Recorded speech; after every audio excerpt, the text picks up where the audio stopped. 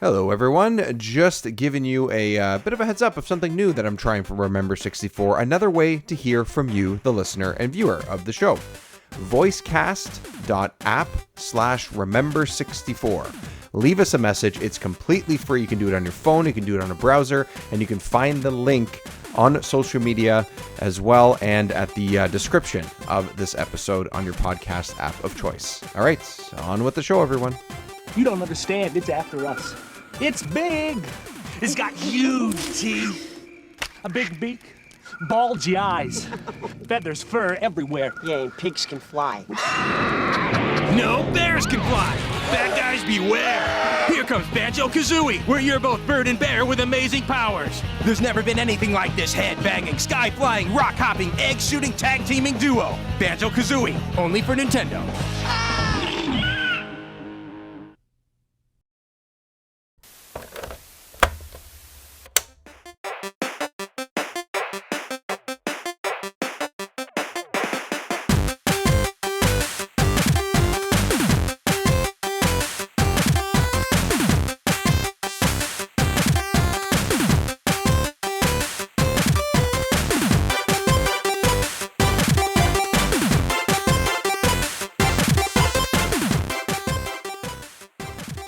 Welcome to Remember 64, where this week we are putting the puzzle together, one collectathon world at a time. Hi everyone, welcome to the show. Hello again if you're a returning listener and viewer, and welcome if this is your first time to Remember 64. Here on the show we play and discuss the good, the bad, the ugly, and everything in between on the Nintendo 64's library. My name, of course, is David Petrangelo, and I'm just so happy we finally get to talk about this game. I love it so much. Spoiler alert. No funny quip, no nothing. We're talking Banjo Kazooie. It's time. It's level episode 64. Let's do this. Jiggylookback, the individual who may or may not have some sort of mild connection to this franchise. How you doing? Yeah, just a little bit. It only took us 64 episodes to get here. We diverted and went into Game Boy territory before we talked about Banjo, which I don't know how I feel about that, but at least we're here now. So We're here. I'm good with it. We here. made it. We made And it. thank you for being on this journey once again, sir. Thank you. Level 64. We made it. We made. Oh, maybe that's what I should. That's I it. wrote something down before we started. Like, oh, maybe that's okay. But maybe just we made it is all we need. We made I it. think Go up. that might be all we need. But it's not just me and you. It's not just the two of us. This is a special episode because it's 64, and hey, it's kind of fun to make 64 a thing. I don't know. I thought it was clever, but maybe it's just silly. But I'm gonna go with it. I'm gonna run with it. And it's a franchise that me and you both love. A lot of people do, and we're gonna bring on a series of guests. This is like a round table at this point. This time we have the entire Fun and Games podcast crew with us. We have Matt, Jeff, and Sarah here to talk about Banjo Kazooie. Hello, welcome to Remember 64. Hi. Oh. Hello. I knew that was coming. Jeff is nothing if not predictable. That laugh was for the video version. You'll have to tune in to see. Please. Push him into the YouTube. I got you. Please do. It's amazing. Thanks for having us. We're excited to be back. I love that we did a retrospective over on our show where all of us got to participate in, much to Sarah's surprise in the moment. And a then you were like, fantastic moment. A fantastic. Please, It do was not really downplay it. It was a fantastic moment. It was. It was great. It was fantastic. Yeah. and you both basically asked on the spot, well, we're doing Banjo Kazooie. Do you guys want to talk about it? And so here we are. And so thank you for having us. We're really excited to be a part of this legendary journey through the good, bad, the ugly, and everything in between. Yeah, it was great to be able to come on the show and talk about the 64 as a whole, the retrospective episode, so people can find that in the Fun and Games podcast feed as well. But Matt, we've had you on the show before. Jeff and Sarah, we have not, but we did discuss a lot of the N64 in general. So we don't have to go through the whole, history of everything with the 64 and everything. But Sarah, I'm going to start with you. Let's just chat about, broadly speaking, what your feelings are of the 64 and gaming kind of around this time. You have a pretty epic story of your experience with it at the time, but I think people should listen to that episode for that. But is there anything else that we may have? Yeah, I'll look really good on this episode and not like a giant, terrible human. So anyway, I'm not going to say any more about that. I love an N64 collectathon. It's probably my favorite genre of game. Banjo Kazooie's up in my top 5. DK64 was my jam, right? I love a game that broadcasts to you what you're supposed to do. I need to become Tiny Kong and go get purple bananas to get that. And Banjo Kazooie has some amount of that, and I like that a lot. It also has some really hard stuff where you're like, how am I supposed to know how to break that window without looking at a guide? I will say I replayed it this last week to prepare for this podcast because I'm a good student and I want to get a good grade in podcast. It's a lot better with save states. I had a much better time playing it than I did as a kid, but I actually have a lot of love, a lot of nostalgia for this genre in general. I love a platformer. I don't even hate bad camera angles. I think it adds charm to it. I think I am good at it, and that makes me feel good. Nice. I love that. Jeff, if you're there somewhere. I'm here. Just kidding. How about you? That's actually a pretty good jumping off. But we have talked about DK64, which is actually, I think, the first episode that Jiggy joined the show. So, wow. So that was about 2 years ago now. So, geez, time flies. I think it was episode 19 is when I hopped on. If memory serves, I can look it up if you'd like, but I have a terrible memory, so I'm just going to go with that. Let's just say it's that. Yeah, we've been doing fun and games for 8 years, and like that, I'm still coping with that. The time creeps up. The time will pass regardless. It's a flat circle, right? Isn't that what time is? It's a construct. That. Yeah, something like that. Jeff, I think actually Sarah puts a pretty good point out there to say, collectathons are pretty well known on this console. That is a huge part of what the N64 is. Banjo Kazooie or not, is that something that tickles your fancy as well? So, collectathons, yeah, absolutely. I love a good collectathon. I love exploring spaces, finding secrets, engaging with mechanics, overcoming challenges, solving puzzles. I grew up with a PlayStation, not an N64. So 3D traversal for me went from control pad with maybe awkward shoulder buttons to kind of rotate the camera a bit to dual stick. And I have Big more. leap. Yeah, it is. And so and it's something we've stuck with across most gaming ever since. So my time with the Nintendo 64, much like I said on our retrospective for fun and games, it was mostly at friends' houses. And then as an adult, it was with Sarah's guidance. So there is a little bit of, I don't have the same nostalgia for some of this that everyone else does, but I still have plenty of games that I played that I love, and I don't have the same love for the camera angles that Sarah does. Thank you for saying that, Sarah. At least one of us likes it. I also played through Banjo Kazooie in preparation for this episode, but in true how I was as a student fashion, I started it a few days ago, and so I just treated it like a Blockbuster rental. I am somewhere in Clanker's Cavern right now. The game is currently paused behind me. There was a lot of cursing before we got on this call.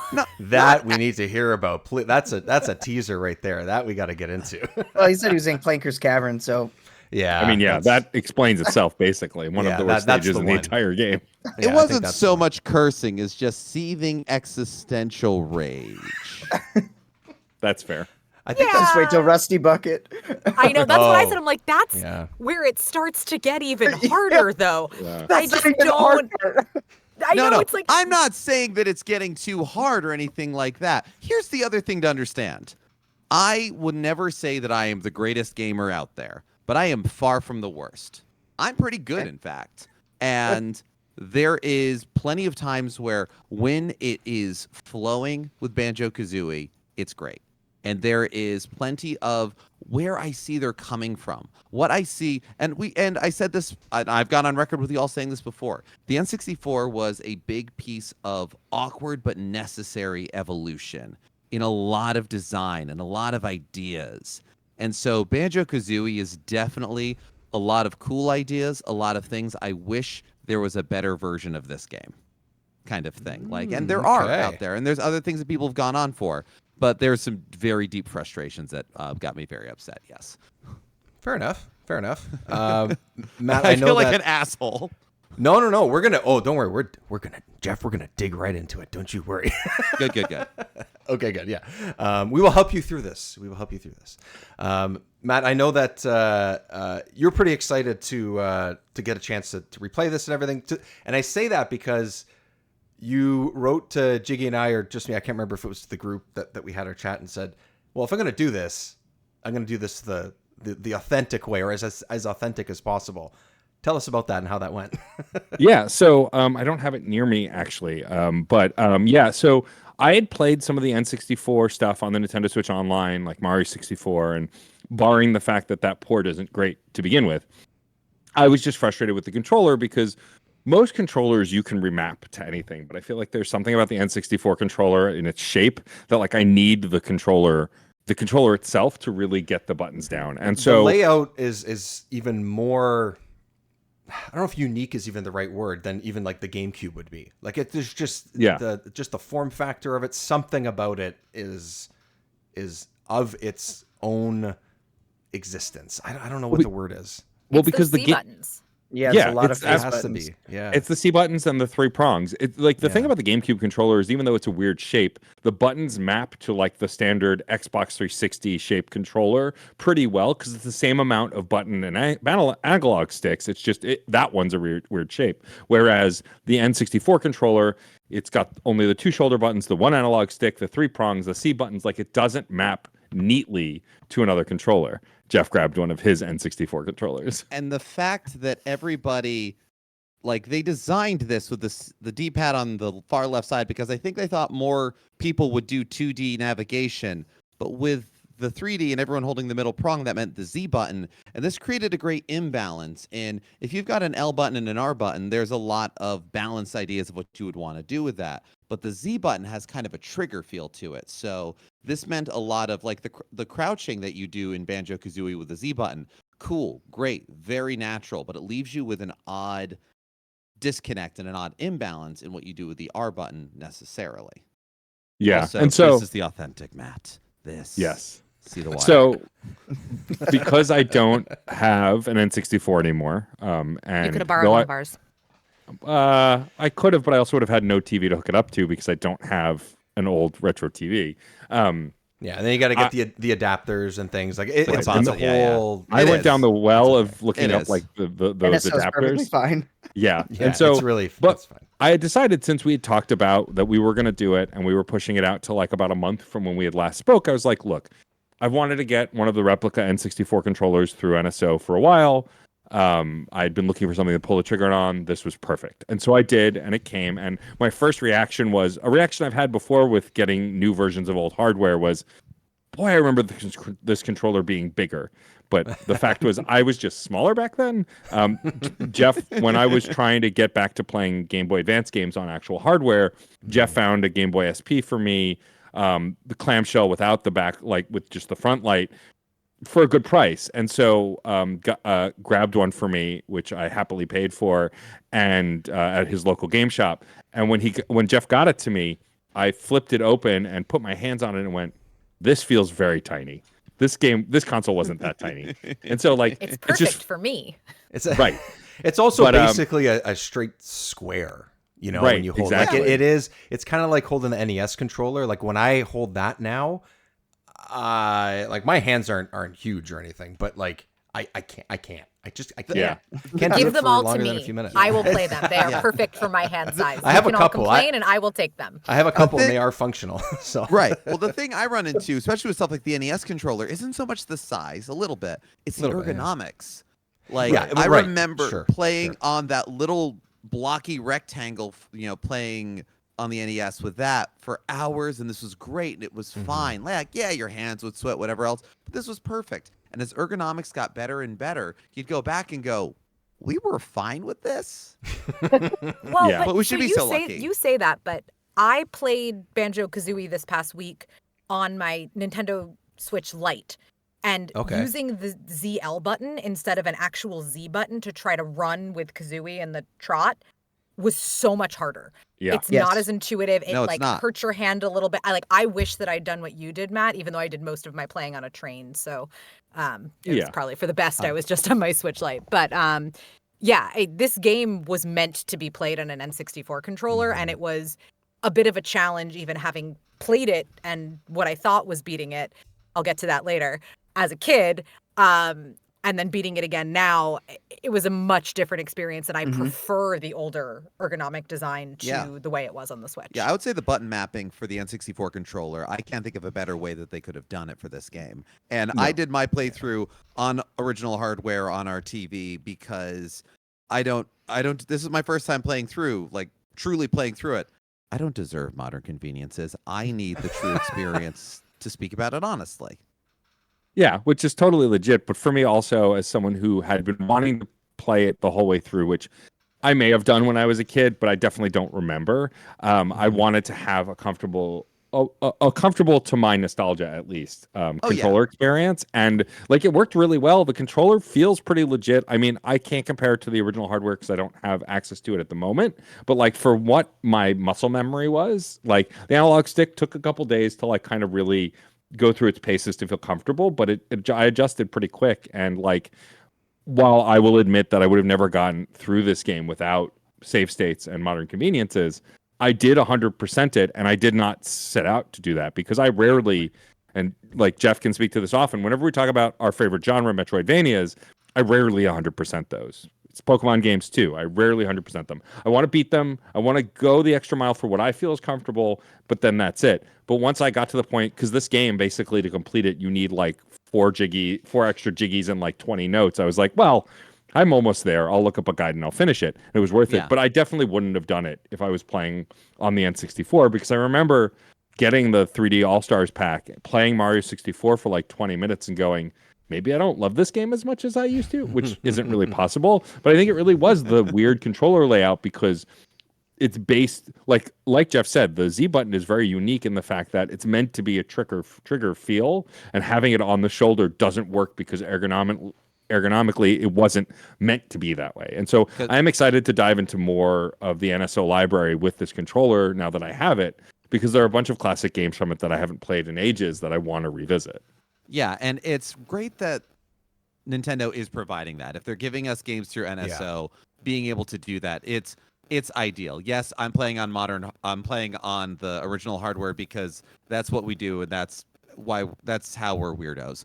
But the fact that any modern gamer can have that N64 controller experience more aligned with its design is honestly great. Yeah, 100%. Yeah. I talked about this a little bit on your show when we talked about 64, but I guess it's somewhat similar as playing it handheld, because similarly to you, Sarah, I had to kind of play this on the go in a way, because when I decided to play this, I played it in September when our son was not sleeping well at all, and he was sleeping on my chest essentially almost every single day. And I was like, I need a comfort game. I need something I haven't played in a while. I'm going to make it an N64 game. If anyone's watching, can see that I own the entire library of the Banjo Kazooie franchise. So I was like, you know what? I can get away with legally, ROMing this thing on my Steam Deck, which I did.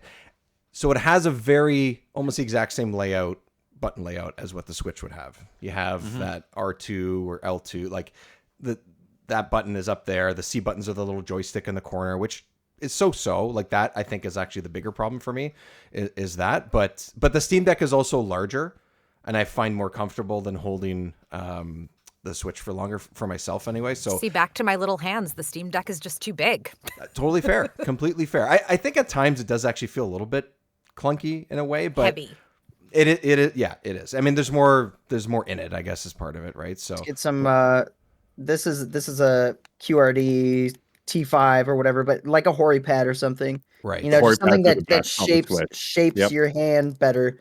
The Joy-Cons, they're too small even for me. I wouldn't say I have big hands either, but I get a little cramped sometimes when I play there in handheld for long periods of time. Yeah, that's what it is with the Joy-Cons. But I will say that this is a game that you should really try to play the N64 controller. I'm glad other people said it, because I was literally going to war on Twitter about this yesterday.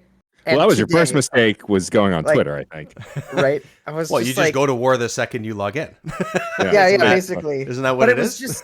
It was you just have to opt out of war. Right. in the It's buried. settings. It's buried somewhere in the privacy settings. Yeah. Yeah, somewhere. Good luck with that. For me, the worst thing about playing with a modern controller, like not having the C buttons, I can tolerate it for the most part, but honestly, shooting eggs is a nightmare with a joystick. Yes, I would that's imagine. exactly what it was. Yeah, That 100%. is the worst thing, and would make me say any version that uses a modern controller, that's not the way to do it. Use an N64 I figured out another controller. way, though, on the Switch. Okay. You could hold down the right trigger and push the top on the buttons, That would be better. like forward. But it was much Yeah, better. that I would be looked it up. I was like, I'm Yeah. not going to make it if I have to use the Yeah. You know joystick what? for I eggs. wonder- There's Slamming too up much. on the joystick. Oh my god. Yeah, no, it was bad. And like you have to shoot eggs forward so many times. Yeah. Yes, Yeah. you do. And you have to be precise about shooting forward Yes. because if you move that joystick slightly left or right, it like doesn't They hit the right It doesn't zone. register. It's just like no. So no. I had an issue with that. I wonder if the Steam Deck default would have been that too, because I didn't even try that. I should have looked it up though. It's a great idea. Oh no, I Damn. looked it up. I was like, there's got to be a way to shoot eggs because it was not this hard. Yeah, and it's someone not- was like, it's- oh yeah, just hold ZR and hit the top button. Whatever, I was yeah. like, oh, I'm gonna do it. Okay. It means you accidentally use your gold feathers sometimes because you hit the right button and ZR, but it's okay. It's worth it. Screw those gold feathers. I'd Yeah, rather have They're my not. eggs. They're not as critical. Yeah, they're not as critical. I Yeah, think. you could always get more. They're Yeah. sometimes not. But okay, while we're shitting on modern conveniences in this game, I have a couple of things I want to say about why it's good. Yes. One, you're 10 years old. You have 90 notes. And mom says it's time to go to Taekwondo. You have to leave. You can't leave the N64 paused This for was very several hours. Specific. You can try, and then it'll This be is- frozen by the this is time way you too get back. specific. The actual just ability, and I feel this way about most games that you can play on the Switch or the Steam Deck, to turn it off and just pick up right where you left off Yeah. is amazing, and especially in a game as punishing as Banjo Kazooie, right? So I assume that all of the listeners know how to play it, but if you die, if you drown, if you get hit by something, if you jump off something super high and think you can land and don't, you die and you lose all of the notes that you've collected. It's so punishing. And For that that mole is particular just so world, yeah. proud of you of your record of notes that you got, and I understand Kazooie's vitriol for him. Yeah, we should have a whole side thing about bottles. Everybody hates him in the game, so therefore I kind of like him. I mean, I appreciate him, but I can understand it sometimes. I had the thing of on the flip side where, Sarah, I told you yesterday while I was playing through, the game reset on me. Oh no. Yeah. Guess how many notes I had? Oh no. 99. 94. Oh, I was like getting to the last area of getting the last 6 jig. Yep. No. That's Wait, what so level was it just That was treasure trove. oh, okay. No, don't be a baby. That's what I was like, you can just get those again. Yeah. Also, Treasure Trove is it's a awesome. treat. Treasure Trove It's a is awesome. treasure. Okay. It is is. a So treasure. okay, we're I talking was- about Treasure Trove Cove. I came up to Jeff, who was like, I can't get this swimming. I was like, what swimming are you doing in Treasure Trove Cove? You're like, to get this one Jinjo. I was like, oh, you're going to have to do a lot more swimming. Swimming, No. This was a specific thing, not about the swimming physics, swimming controls. I know The those were shark. going It's to the suck. shark. It's that the shark. second you get in there, Yeah. the shark spawns in. You bum, know bum, what? bum, All I bum, gotta bum, do is bum, get bum, myself in the right spot, do a quick shot down to that Jinjo. It's fine. Do I have depth perception on the N64? No. I barely have depth perception in real life, let alone on the N64. So that's fine. I just need to align myself. How do I aim and align that? Better get in the exact right spot, otherwise you've overshot it. What is the collision detection on a Jinjo? I went through his head. Nah, you didn't touch it. Help me. Help. Help. Help. Screw you, you dumb muppet. I got him. I saved that Jinjo. I saved the other 4 Jinjos. But the gulf of difficulty and control frustration between, yes, the utter joy of navigating Treasure Trove Cove with its little ups and downs and everything else, Sure. and getting that one Jinjo. It is that. It is I'm trying to the find which one it is as I scroll It's through the this orange video. one that's right underneath the it's start. It's blue. right under the start. pier when it you. is Oh, blue. the It is first right under the one. docks. It is the first one. You see them immediately. Here we go. Right And there. you hear him. So to your There he is. vitriol towards the Jinjos yelling at you, I like that because I'm like, wait a second, there's one nearby. Where is he? Where is he? Yeah. Yeah. No, it is You know what? It's actually very in line with a lot of design of that era. When you have the pre-boss cinematic that happens, oh my god, that's so cool. Oh, I died. All right, let's start this again. Oh, it's the cinematic again. Well, I died. Oh my god, I have to load it. I hate that particular decision, and I hate that part too. It was one of those words. Yeah, no, having it in there so you know it's there, super useful, super cool. If I'm doing 3 other things because all of the collectibles are on top of each other and I'm fighting for my life at Clanker's Key and trying to get air bubbles and I've got the Jinjo just yelling for me, it's lost its charm. It's fine. It is just from case to case. This is not a condemnation of the whole thing. I'm just venting. Jinjo!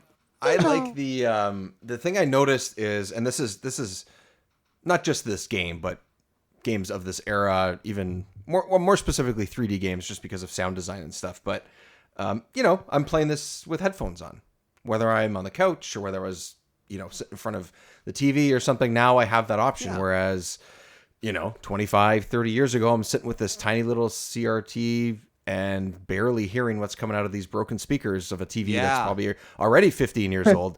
When something like characters are kind of calling you out, or you're hearing notes, or you might hear some of the atmospheric stuff. Like right now, if you're inside the crab here and there's like water dripping and stuff, you can hear that in your headphones. At the time, I didn't have any stereo sound. I didn't have anything to tell me that like there was something extra going on here. It was just go in, you hear some water splashing because you're walking through it, and maybe you'll find a note, or maybe you'll find a puzzle piece. And it might get on you a bit if some of these moments are a little bit more frustrating, like you're talking about, Jeff. But like, I don't know, I just get too charmed by this. I get too charmed. So I guess if it's frustrating. No, they did some cool stuff, some great stuff. I guess the quiz at the end was really hard for you then, when they were like, where did you hear this song? And you're like, oh, crap, I can't even hear what you're playing. At the time, no chance. I'm sure it was a guess, or I'm sure I tried multiple times. And then at that time, when you're younger, you have the time to try it over and over and over. And you're talking about save states and stuff, and it reminds me, I talked about this when we did Majora's Mask, where I think that's a great game, and it was the first time that I played all the way through it when we did that episode. But that is a game that is based around time, like very clearly. Yes. And I just don't have that opportunity or that chance right now to be able to sit there and do this, quote unquote, the way it was created. So having save states in a game like that really saved my ass, because I played that on NSO at the time on a game like that. Okay, so let's talk about save states. I played all the way through the Haunted Mansion level, 100%ing all of them. Yeah. With no save states. I was like, this is going to be great. And then I realized it was yesterday, and we were recording today. So I decided, okay, it's time for some modern conveniences to get a good grade in podcast and finish this game. It made the hardest levels of the game trivial. Yes. In Click Clock Wood, all those times when you fall off the tiny little path, or one of those parrots pushes you off, I save stated right before that. It doesn't matter. Everything's easy. It was still frustrating. Jeff still came into me cursing trying to beat that level. But the place that it was the most ridiculous was the quiz. They'd ask a question, I'd save state, I'd guess, I'd load, I'd guess, I'd move on. Yeah. I'm taking notes. Yeah. Just ask, I can help you get good. You said the answers are randomized. So for some of them, some of the things like, where did you hear this sound is not randomized. All the terrible things that Gruntilda's sister says about her are apparently randomized. You can't look them up. She says different things. That's what I'm taking notes on right now. Yeah. I would, but so this seems like a good spot to bring it up. There are some thematic problems with this game, in that the whole premise is that the villain is fat and old, and we're going to steal a child so that she can be young and hot. And her sister, who's clearly a huge bully, waits around to tell you mean things about her sister. Don't relate this at all to what I said on the podcast the other time about being mean to siblings. But anyway, It's real hard to watch in 2025 all of this like fat phobia, old phobia stuff that like really doesn't hit the same way it did in the late 90s. And yeah, I didn't want to listen to Brentilda totally dunk on her sister, so that's where save stating was really good. That's fair. Yeah, I thought it was worth mentioning, although one other thing that's not a modern convenience to this game, when you push save and quit, which as a child you think means save your progress, there was no save icon, there was no anything, and it suddenly takes you to a game over screen where Gruntilda gets real hot and your sister basically her life is ruined. It's Iconic. devastating. I was like, you said save and quit, not lose. You're quitting. You're leaving. But Gruntilda was hot, though, wasn't she? She was. She was really hot. Look at that dress. Mumbo thought so. I mean, that's Mumbo, yeah. Mumbo. Mumbo, who's also a little bit of a problem if we're talking about this. Yeah. Listen, the Mumbo lore is crazy. Is it? Because Mumbo and Gruntilda. So Gruntilda was like his. I'm trying to remember what the instruction manual says. It says something like Gruntilda was his student. Okay. And Mumbo like taught her magic, and then she got mad at him about something and turned his face into a skull. And that's why he looks like Mumbo. And then it's never addressed. It's never like they never talk about it at all. It's just like this little blurb in the instruction manual. In classic fashion. Yeah, so basically like she turned his face into a skull, he hates her, it's a whole thing, and then in the end he's just like, well, you're hot now. So I don't know. I mean, Mumbo's got a lot of things to say about people being hot in the end and that stuff too. But with, waitress carrying watermelons in front of her chest. Again, 90s. Well, she asked for that. This is Rareware's take on Aku Aku from Crash Bandicoot, I'm guessing. And you got to have a magical protector. Yep. But we also got some jokes. I don't know. Yeah, Rare's just like that. They are. Just like that. And again, when it hits, it's very funny. Well, they break the fourth wall with Mumbo. He says he's like the best shaman in the game or something. I did which enjoy I always that. I like when a game or a movie or something breaks the fourth wall. Makes me smile. Yeah, it's got this that game added does it a lot personality. too. Yeah. Like I feel like all of Kazooie's snark is aimed at bottles like across time. It's like I love it. I love the like, back and it's so forth. funny It's one of my because favorite parts.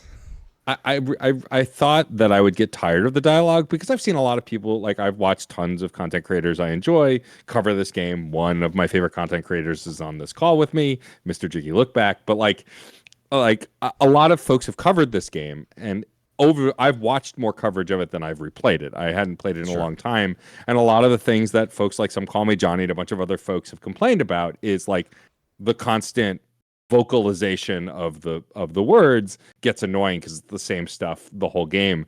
But I don't know, now how that I've replayed it, I don't agree. I think the sound design is incredible. I think the vocalization is cute and fun and never really that annoying. I mean, like Gruntilda's voice is annoying, but I think that's by design, it's supposed to be. basically. But like every time any other character talked, I was just enamored. Like, and some of the characters that I didn't remember, I was excited to hear what they sounded like. Right. This was the earliest versions of voice acting we got in games like this before they could do for some of the games full voice.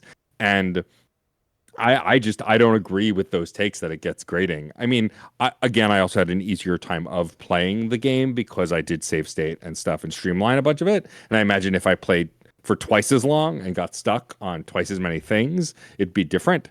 But I don't know. I think that it's overblown that the voices get annoying in this. I think it's fun. And like Dave was saying, like I love Kazooie's snark. Like it's some of the best writing in the entire game is whatever new nickname she has for bottles this time.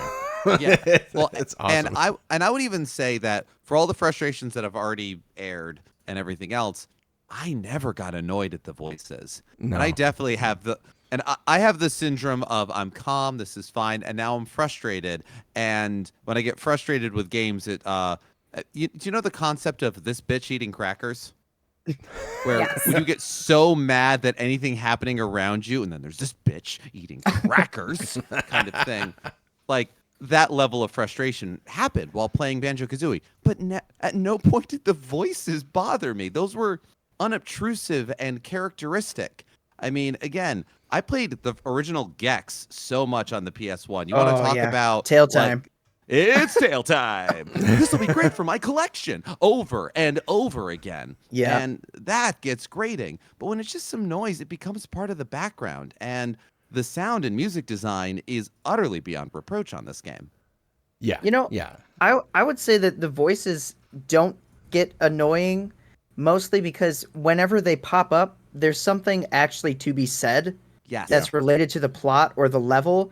It's never, with the exception of Gruntilda randomly in the lair popping up and like taunting you. You never have like random instances like you do in Gex where he just randomly will say something or make a quip, you know? Yeah. So I think that plays a huge factor into it. And plus, I love Mumbo's voice. I just want to say his is my favorite. I gotta find. Ekam Bokam. It's amazing. It's my favorite. It's just like in my head forever. Hey Jeff, what's your favorite voice? Oh yeah, Jeff. Definitely Kazooie. I mean, honestly, because there again, even before I like sat down to play this, the characteristic sound for me, it's like, what does Banjo Kazooie sound like? Yeah. Of like running around, and I'm like, once I got that ability, I'm like, yeah, there it is. Yeah, let's go. There it is. And again, rather than having like cool in however you want to spell cool with big air quotes, like quips going on every time you use a move that like rotates maybe 2, 3 that you're doing this move over and over again. It's almost music. It is a tone, it is a motif that goes along with whatever's happening, which is another piece of okay, your duo of Banjo and Kazooie like almost form into a different shape when something is going on, when the beak attack is happening, when you're doing the drop, when Kazooie is walking, and the sounds going with that further this idea of satisfaction of doing the thing you set out to do. So hell yeah. Yeah. Well, I think also really quick, this is a thing that we didn't really address in the N64 episode. But like the sound design, we did talk about this a little bit with the limitations pushing the music and other things, but the limitation push the voice acting too. I think of some of the most iconic sounds in video games, and it's Banjo Kazooie's voice, it's Link's voice, from like N64 Zelda's, or Mario. Like Mario's triple jump, I hear in my head when I talk about it. Yeah. The progression of it, because it had to be iconic and memorable because they had so little to work with. They had to make those moments stand out. And to that point, something I love in Banjo Kazooie for the sound design is there again, a lot of what they do with these things is they get the clip and then they can alter it and play with it because you just have the thing and then you run it through parameters. Grant Kirkhope is the voice of Donkey Kong, not because his voice goes low enough to do okay, because he just did it and then pitched it down. In Banjo Kazooie, if you hold down the button to speed up dialogue, their voices get higher because you're playing it on fast forward. Yep. So good. Yeah.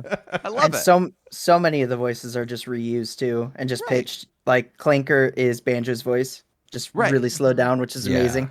Yeah. And if these were actual dialogue, it would be a monstrosity. Yeah, right. It wouldn't work. It just It would wouldn't not work. It wouldn't wouldn't be have the that same. You'd know. that same Be like, feel, hey, wait a minute. Like you can't tell. You can't tell, especially as a child playing this game. You can't tell that that's the same voice actor just like pitched. Yeah. There's no way. You can't tell. Even now, you can't tell. Like, I got no beef with the sound here. That's just good design. Music and sound is so important in this game. It's so important that the main characters are named after musical instruments. You have to collect musical notes. Like, it was not an afterthought. It was definitely a focus throughout the game. Yeah. Agreed. And Grant Kirkhope did an amazing job. Here. I remember when we interviewed Grant Kirkhope and for our show, and I mentioned that to Sarah. You had a message you wanted me to impart to him. That was it the Haunted Mansion music was a huge part of your childhood? Mad Monster Mansion. There it is, Mad Monster Mansion. No. The music in the DK64. Was the DK64? I'm Castle sorry. level, Creepy I think. Castle. Yeah, Oh, that's right. And it was one of the creepy rare games. I'm sorry. That's fair. No, I thought I was like, did I tell you to say "Oh banana" to Grant Kirkhope? Because I don't remember that, but that would have been really cool.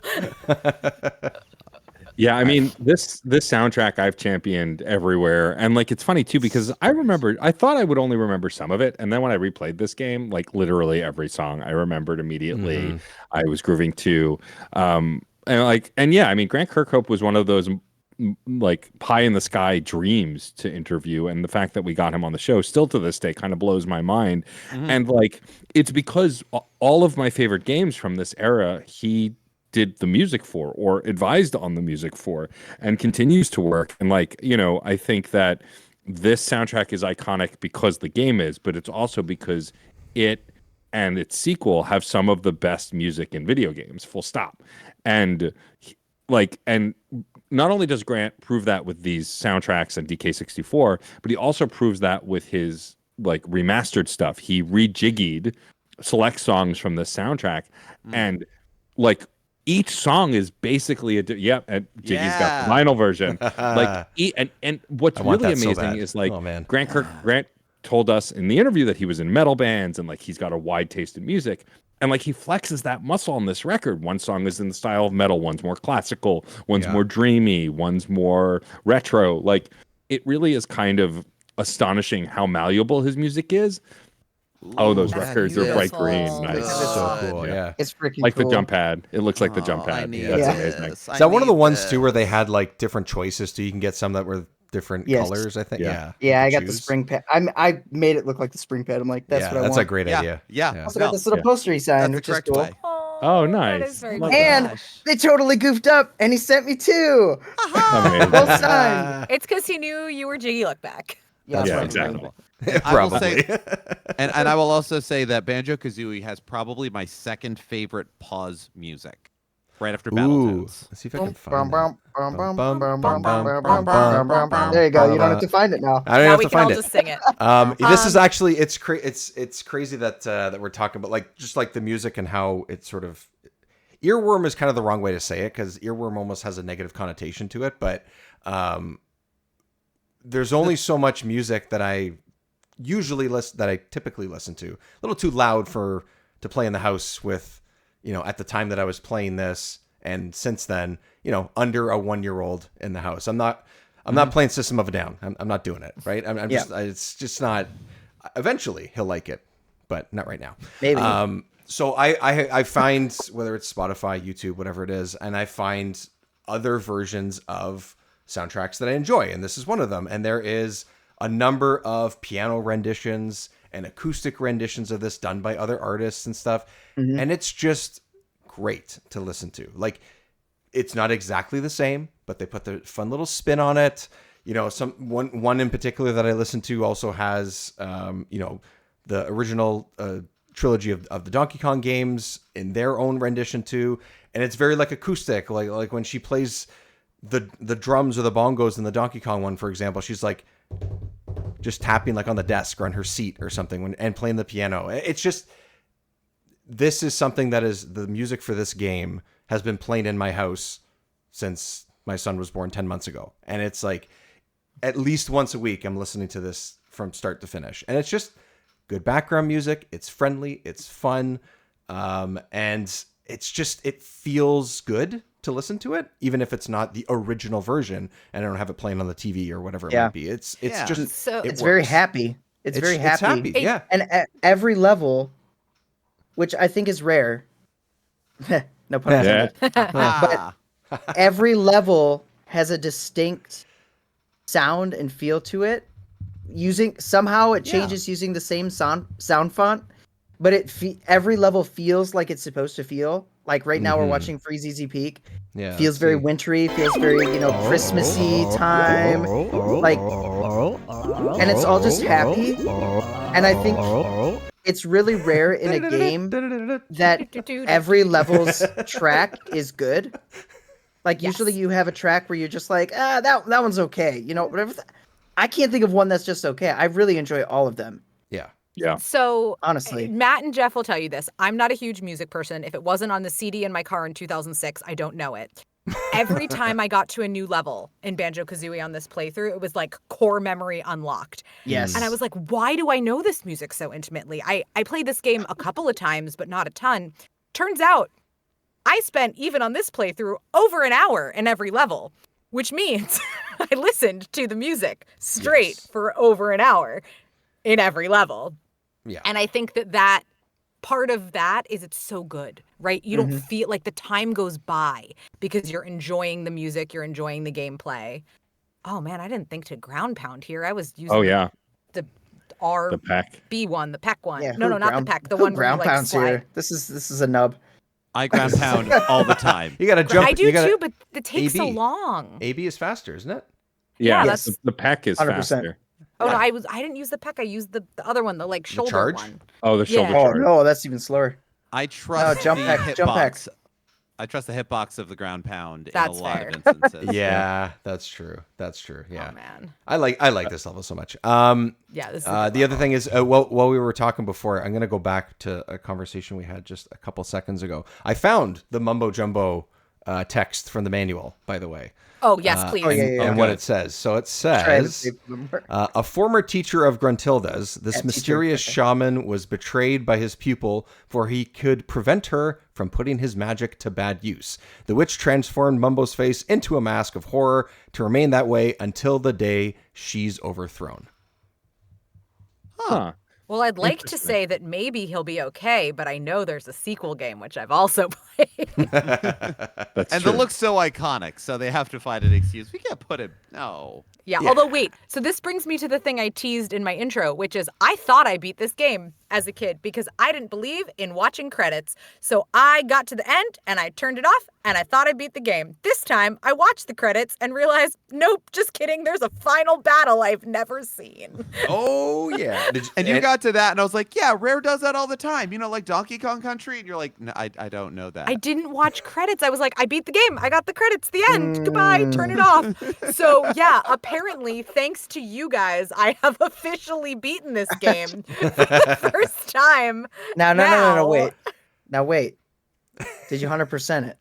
No, I would have if I'd had 2 more days. I'm Okay. down like 12 jiggies and 12 notes and 4 jiggies. Yeah. So Like, I you got 100% it.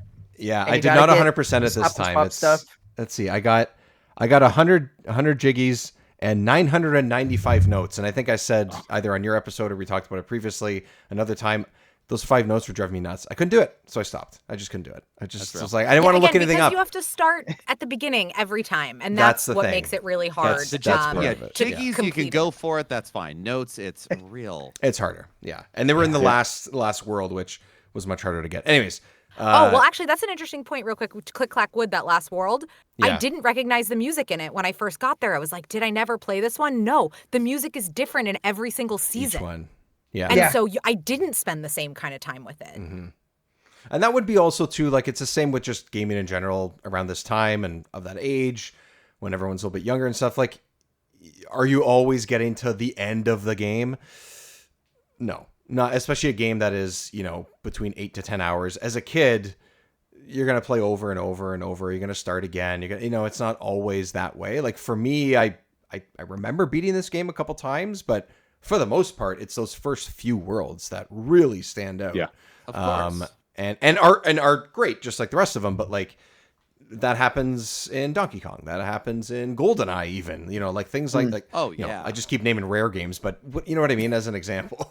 Star Fox 64. You Star play Fox one 64. area far more than you play Area 6. Yeah. Yes. And- exactly. yeah. So And to that end as well, thinking about playing this as a kid, like Dave, you were talking about like as an adult, as a parent, not necessarily having the kind of time to throw into this.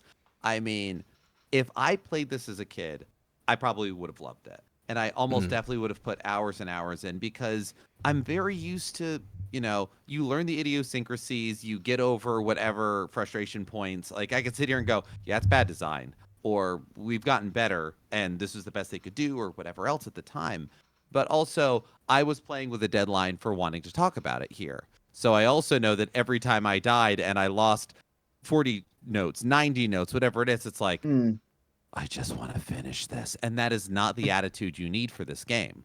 There are areas where I found, okay, this is just really sloppy, whatever controls, or I'm upset about it, or I need to take this slower. I need to take a deep breath, and it works. And that is also a thing, too, where we're all on here talking about games, and we're like, all right, the next one's this one. The next one's this one. We almost have we've given ourselves assignments and deadlines. And so this is a game that is a 8-hour game. but it takes 25 hours to make it an 8-hour game. It's one of those. That's If you're doing it the quote unquote authentic way, like you're saying, and in that way, you're probably going to replay a few things here and there, and that's just how it goes. Like my playthrough says that it took me 9 hours and I think 45 minutes or something to do that. Mm-hmm. That's stops and starts. That's probably a couple save states that I did here and there. So realistically, that's probably closer to 11 or 12 would be my guess. But yeah, that's also more familiarity than, let's say, yourself, Jeff, where you didn't play it in the same way that I did growing up. That it makes a difference. The first like 3 worlds, I breezed through as if they were just it's secondhand knowledge. Like it's just whatever. Yes, you can all mock me and laugh at me, and you should. But also, it's my first time with them. And no, my timer is currently just shy of 3 hours, and I know that some of that is because I paused the game to make lunch one of the days, and that's how I know the pause music is so good, because at no point did I even think of stopping that. I was just like, hell yeah. I'm like dancing around the kitchen doing it. It's great. Yeah, it's excellent. It's funny because it sounds like it's almost like, it's a ticking clock, kind of like, come on, get back to it. But I don't really want to. But it's not stressful. No, it's not a stressful ticking clock. And having learned a little bit about banjo playing from some friends, I recognize this is actually not that. It's extremely chill. Yeah, because it's an actual banjo that they're playing, I think. Yeah. Or whether it's a real one or a synth one, like the writing of it is meant to feel like it. Right. So before this playthrough, Jeff, had you had you played it at all, or was it just like the basics, first world, that kind of thing? I think it was more basics, like I mentioned couple hours. Well, yeah. Well, I'd mentioned on our episode when we did the N64 retrospective that Sarah and a friend of ours did an all-day playthrough of Banjo Tooie. Right. That friend was the friend who had Banjo Kazooie and Banjo Tooie, and so I played it at his house a few times, but just more of a like, oh, what's up with this? What's going on? Like, sure. I'm goofing around a little bit while we're talking about other stuff, and so like, yeah, I've probably clocked. If I've done a full hour total of Banjo Kazooie before I started playing it for this, that would be a surprise to me. Gotcha. I will say, having now played 9-ish hours over a week and 9 hours in a day of Banjo Tooie, I strongly recommend the former, because with a game like this, you get frustrated and mad at it, and it's really good. Like, Jeff saw me do this last night. Yeah. I was like, you know what? Nope, we're walking away. We're putting it down. We're going to pick it up again in an hour. Now is not the time. That did not occur to me at 16. Yep, sure. Playing this for 9 hours straight in my house. Yep. Would not recommend. I can't play anything for 9 hours straight anymore. I can't do that. Well, who has 9 hours straight? But even if I did, at my stream time for Banjo Tooie, I'm going to be playing Banjo Kazooie this Friday. Banjo Tooie, each play session was around 7 hours. Oh. Okay, so what's your opinion? Do you agree with my it's better to play it a little bit at a time, or to sit down and play it all at once? It's hard to say, because I'm at the point where I have both games pretty much entirely memorized. Right. So it's just me navigating through it. Like, I never get stuck. I never honestly miss notes, which could happen on Friday. I don't know. It's been a minute. I was saying, you said those words out loud now. Yeah, I said those words out loud. Yeah, how could you do that? I would only worry about Rusty Bucket Bay, maybe. Yeah. I feel like that's the only level that I'm like, but the rest, nah. I'm inclined to. I don't know. I'm inclined to agree with Sarah. I think that, like, as someone who played it over 2 weeks, because I got the controller and knew we were going to do this now, and so I had the runway far ahead, like, I played a couple hours every night, and it was actually kind of really fun, because it's a game that doesn't have dialogue and long cutscenes and, like, a lot of that. No. I would sit on my couch playing it while my spouse Sarah would be on her iPad or on her phone watching something or doing something, and then our dog would be cuddling with us on the couch, and like, it was a pretty chill way to play a game. Whereas like other games that I'm playing that are more bombastic or have a lot of dialogue or cutscenes, it's kind of hard for us all to hang out in the same room without all wearing headphones. But this, and there were some times I would still wear headphones, but it was easier to exist in the same space because of kind of how much lower key and old school it was, and that was kind of nice. And that also allowed me to kind of take my time and chill. But if I had to play this within a handful of days, I probably wouldn't have finished it. But because I was just slowly doing it, there wasn't any new game at the time that I was like urgently wanting to play. I think I had started the new Assassin's Creed at that time, and I was enjoying it, but I wasn't so enraptured by it that I was like, okay, I can put it off for a little while. I'll play this game. And also, like, I got the rush of nostalgia that I didn't think I was going to get, because again, I think I rented this. I definitely didn't own it. I owned GoldenEye, I owned DK64, and I owned Mario 64. I think this one, I mean, I owned a lot more games than that, but I think I never owned this one, and I definitely didn't own Tui. I'm pretty convinced I never beat Tui. I might have played it. And so it's definitely on my docket to also play the sequel, because I know it's the favorite of many, especially folks on this call. Yes. But Does Chewie also have a fake ending? Because I might not have beaten it either. Kieran wouldn't I have let know you. I've never beaten it for sure. I know I haven't. Yeah, but I also have to Nope. say, like, thinking on this, that idea of spacing it out, and I did put myself on a time crunch here. I mean, a sure sign of that kind of frustration and everything was finding Clanker's Cavern was just as much a frustration point for me, where I'm like, I don't have the time for this. Where is it? Or what kind of thing? Whereas when honestly, I was reminded of this because Matt was saying, like, they don't have anything else at the moment that they're playing. I'm playing through Blueprints right now. I'm also playing 9 Doors, 9 Persons, 9 Hours, whichever order it is, 999 on my DS. Like, I love, my favorite game of last year was Animal Well. I love games that let me explore, that let me get into wherever it is. And the textures of the N64 blown up to uselessness notwithstanding, the fact of the matter is, I love the idea of like a hub world where you're kind of unlocking and going around. Give me that. I love that. It's so good. But unlocking a level in a completely different room than where it is, and then having to find where that is in a very atypical design on a time crunch was so frustrating. So Yeah, this is the another time time I will say that I think DK64 did it better, in that I had a lot of fun unlocking things in the hub world there, because it's punishing. Some of it's hard, and you get there and then you go into the level. I think that Banjo Kazooie has this perfect mix of showing you just a little bit too much, or like you'll find something and be like, this has got to be a level, but I don't know where the puzzle piece is, or you'll immediately find the puzzle and put in the pieces and then be like, but where the hell is that? Could be anywhere. I have no idea. It's going to take me an hour to figure it out. And I think that frustration is something we don't need.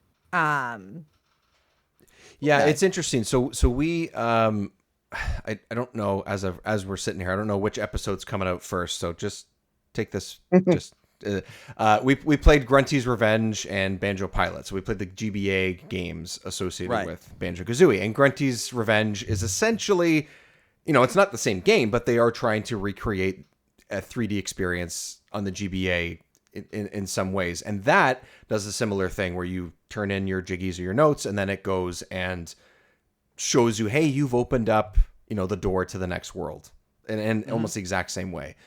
The difference with that one, though, is it's not as good of a game as this, but what it does right is, maybe it's just because it's more 2D-ish, is that it literally, the camera will follow you on the path that you should take to get, like the fastest path to get to that next world.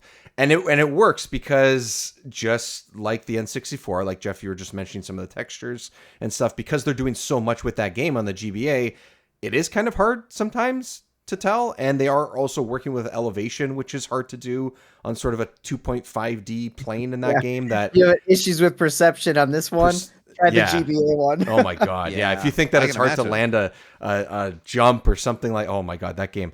Not that it's horrible, but it's not a bad game. It's not a bad game. But they just can't. It's just hard to do on that hardware. So anyways, in comparison, within the same franchise, they found a better way to do it. But I think that's almost just because it's 2D, maybe, is the reason why. But I do understand that like just needing to go and search for this door, like to get to the next world, is fun to go through new parts of the hub world. But I understand, because it's like, well, I just want to get to the next one. Like, I'm interested. What's the next world? Take me there. I'm having a good time. Why does it need to be a struggle? Well, going through the hub world and taking a wrong turn also gives that Metroidvania-like thing of, oh, but what's that? You know, I found my first golden feather by overshooting the way to Clanker's Cavern and finding the piranhas. And like, well, I don't care if it hurts me. I'm getting that. I can survive one hit. I'll knock down this other guy and get my honeycomb back. That's fine. Yeah. But like that sort of thing isn't as big of a worry for me, I think. Right. But no, I there is a great joy and a great need of like, no, I got to get there. I got to do it. I got to whatever. So, yeah. Yeah, I could see it. Yeah. I'll be honest with you. Exploring in Banjo Kazooie, DK64, and especially Banjo Tooie was probably 90% of my childhood, and the other 10% being, you know, school, family, church, like everything else. Like this hygiene, is it. Sleep. Yes. No, didn't matter. No, Didn't matter. There is no sleep. Every time I come back to these games, I just do the same thing. I was looking at my stream. It's really funny. I played Conquer too, and Conquer was like 8 hours straight, and I just beat the game in one sitting. Yeah. And I'm like, every time I get into these games, I do that. And I just I get enamored and like thrown into this world. I just absolutely love the charm. The charm is off the charts. That's what keeps me going. Like if there is a frustrating moment, which as a couple of you have said a couple times, like I get it, but I don't know. I like even the later stages that I know I only played a couple times growing up, at least, you know, a couple being 3 maybe. And I didn't remember them as well as those first few. I'm just like, you know what? I'm just charmed the fuck out by this. And it's the music that we've talked about. It's all the things that we've already talked about that sort of add up to that package that makes it just fun, even in the most frustrating moment. And I don't know. I just love it. Maybe part of it's nostalgia, but also part of it is when you compare games like this to the general vibe and feel of what a lot of larger AAA games are now, is that they're so dark. They're so serious. Like this is, it's a different time. I get it. It's over 25 years ago at this point, but at least we have this and it's accessible, whether it's NSO, whether you find a physical copy or it's a ROM or whatever it is. These kinds of games, I think they almost hit more and at times like this when we sort of need it. And like, you know, I was probably playing this game the most sleep deprived I've ever been in my entire life. And that includes nights where I'd pull all-nighters in college and university, you know, and I still was powering through playing Guitar Hero for 17 hours straight, probably with buddies. This, I was playing, sleeping half an hour over the course of 24 hours, and still it kept me going. It was fun. It's colorful. It's friendly. All the things we've been saying. And like, there's just frustrate me all you want. I still want to be in it. You know? I mean, this game came out in 1998 when there was a lot of attitude and edge to the 90s design as well. You're right. Yeah. Yeah. And so the fact that this was a game that, like, okay, let me throw in a comparison. Let's console war for a second. Let's do it. This was around the time, I'm going to look up when Spyro the Dragon first came out. Because that is, out of all the collectathons, I would say that is the closest. Like, same year, 1998. Okay, cool. Yep. Like, that's the sort of thing where no one's stealing from each other's notes. They're reading the same notes, but that's art. But the thing is, I think I would say I prefer the controls and draw distance. You know, having a Spyro, having things pop up on me in Banjo is an unfortunate artifact of the N64. But the thing is, I get way more annoyed with all the like saving all of the dragons and everything they have to say and how much it slows down and cinematics on it. It's very slow. And this is snappy. And this is as frustrating as it can get. And trust me, I have many more expletives to say about the camera. Oh my God. Let's do it, because you know what the thing is? The camera is part of all of these games, especially for the 64. Like the 64 can do so well with its controller, like we've talked about, and be the controller for the particular game, and be really, you know, hard to emulate in any other way, modern or not. The camera is part of the gameplay. It just is. You have to manage it, whether you like it or not, whether it works for you or not. What's up, Jeff? What's up with the camera? I think more than anything, if I had to pick a singular thing of like, I can change this or I can yell at somebody and they can feel bad about it or whatever.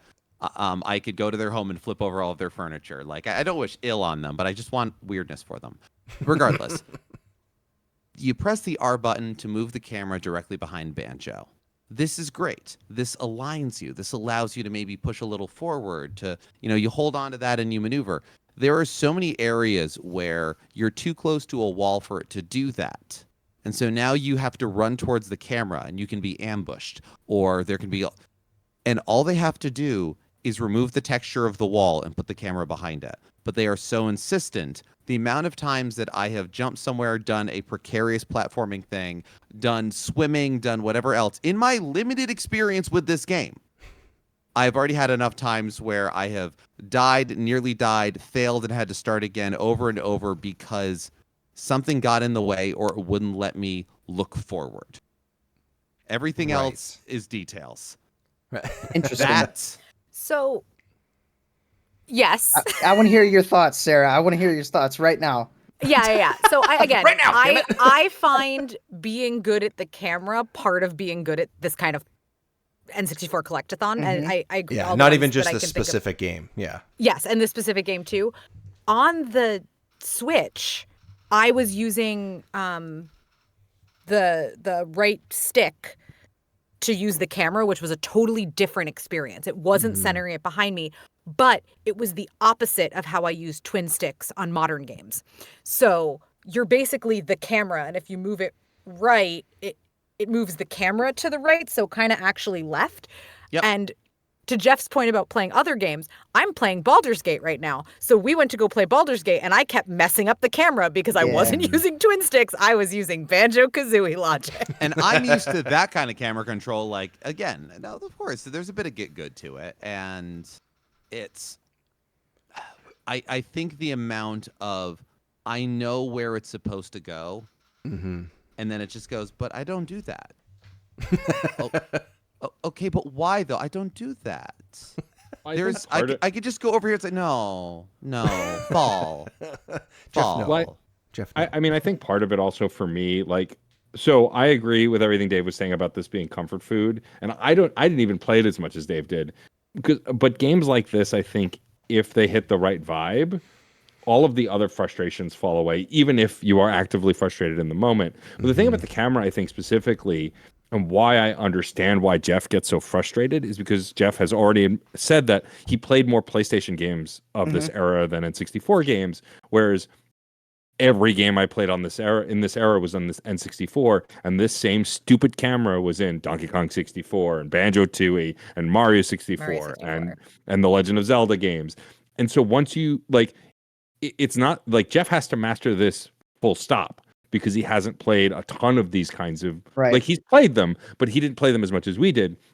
Whereas I played Mario 64 more times than I can possibly count. And so I just know how to deal with this camera. Is it good? No, by no means, but I'm just used to it. It's secondhand knowledge. It's muscle memory in the same way that I could probably play Chrono Trigger blindfolded at this point and still beat it. Mario it's just 64 doesn't frustrate me as much.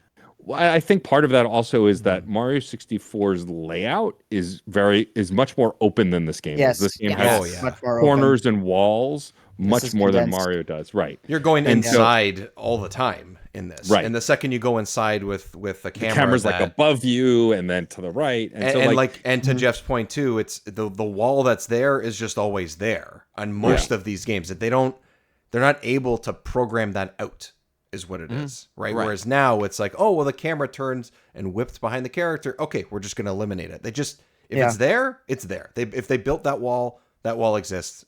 That's it. That's what it is, right? And in some areas where it is a fixed camera, top-down view, whatever, of course, we're in a specific kind of spot. Like, you can see the whole room, but it's a top-down. Like, getting the treasure in Captain Blubbo's ship.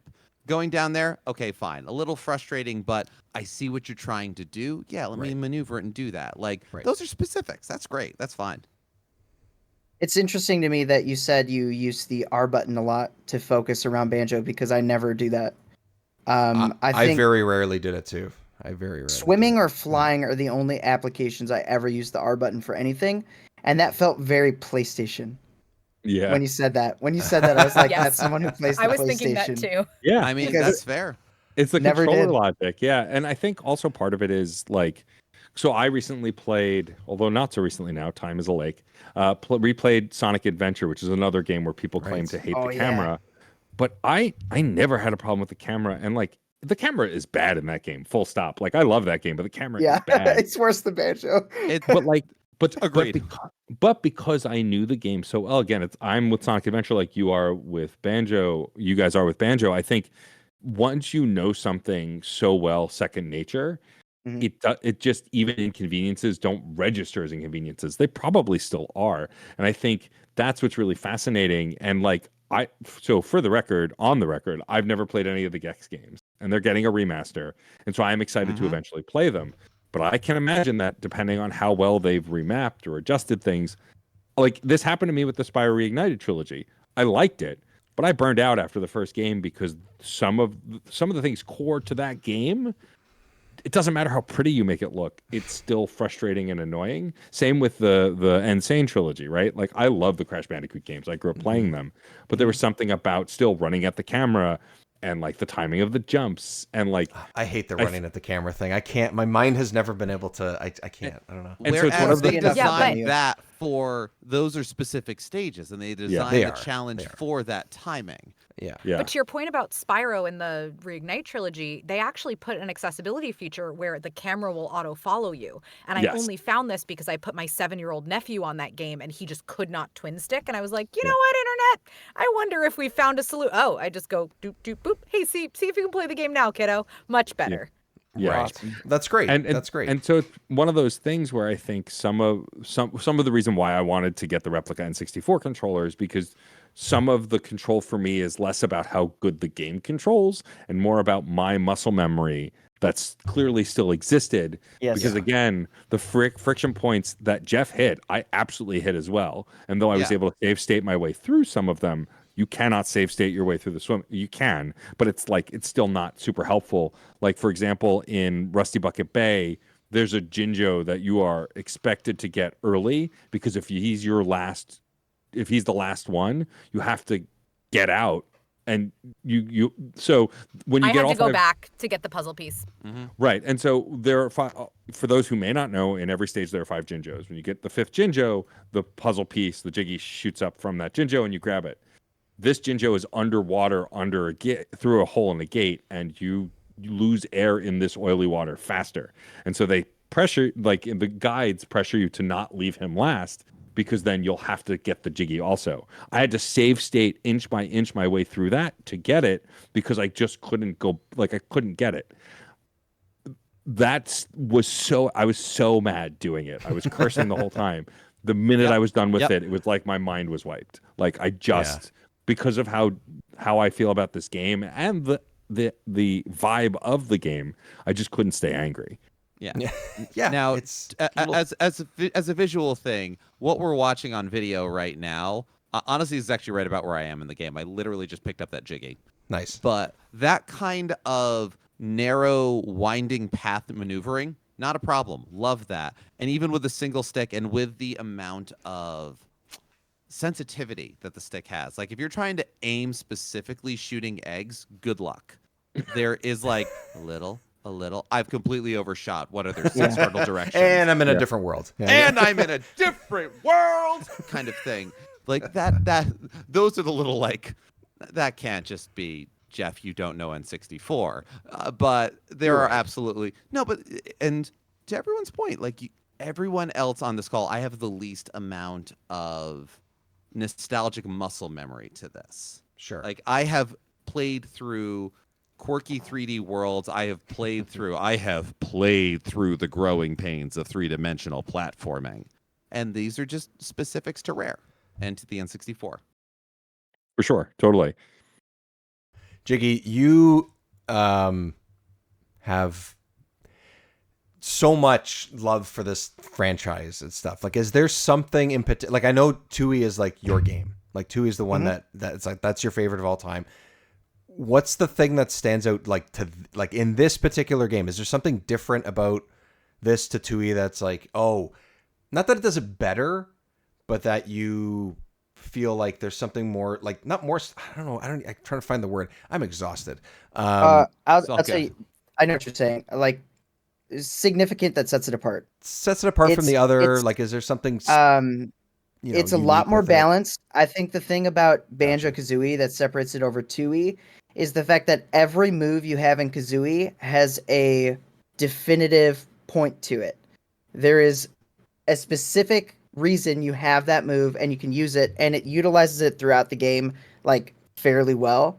Whereas in 2E you get a bunch of different moves like fire eggs. Like you use fire eggs for like a specific switch, and then you don't really need to use fire eggs anymore. It's cool you have it, but it's just they just tacked on a lot of different things. There's some moves that are like great additions, but I felt like Kazooie is just much more balanced. It's also much more condensed as far as like collecting. It's more collectathon focused than Banjo Tooie is. And I don't know that I necessarily like that more or less. Sure. I like them both, but they are quite different gameplay wise. And gameplay wise, I just prefer Tooie. I think it does a lot of things it's just smoother gameplay wise. Like swimming, I doubt Jeff would have an issue with swimming in Banjo Tooie as opposed to Banjo Kazooie. After what I've learned in Kazooie.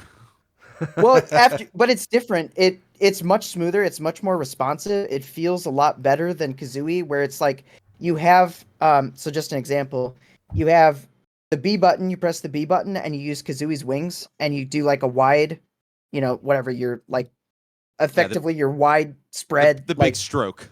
The big stroke. You're doing, and then Anyways, and then you hold the A and you do like a little doggy paddle sort of thing, or a little bear paddle, I guess. In Banjo Tooie, you hold both buttons together and you can do them at the same time, and it makes you faster, and the control is much more precise. It basically negates collecting Jinjos and anything underwater. It makes it so much easier. In fact, there's an entire underwater level, and they get rid of oxygen in that level, so it's like all your gripes with. I hate underwater levels. I hate them. I absolutely despise them. Banjo Tooie has the only underwater level in the history of gaming that I actually enjoy. This is bold, legitimately, and I cannot wait to see it. Yes, I will say every N64 Collectathon has to have a punishing water level. It's like the rule. Yeah. Absolutely. Yeah. Absolutely. But I will say that game and this included, you go underwater and the music is great. It's great. Oh, every game. Every game just sort of has like that cool cave vibe, if that's even the right. You know what? Like there's just it's that vibe. Caverns of mystery. Yeah. I want to weigh in on that difference between this and Banjo Tooie thing real quick too. I really think it's about the moves, what you were saying, Jiggy, but like the cadence in which you get them in this is so rewarding, because you beat a level, you've just figured out a thing, and then there's 3 new moves to get and 2 new moves to get, and it keeps it interesting for those first couple of levels, but also not like, oh man, am I going to have to learn so many? Because what is it, by the 4th level you have all of them? Yeah. And then it's figuring out how to use those in creative ways to find Jiggies that aren't broadcast to you.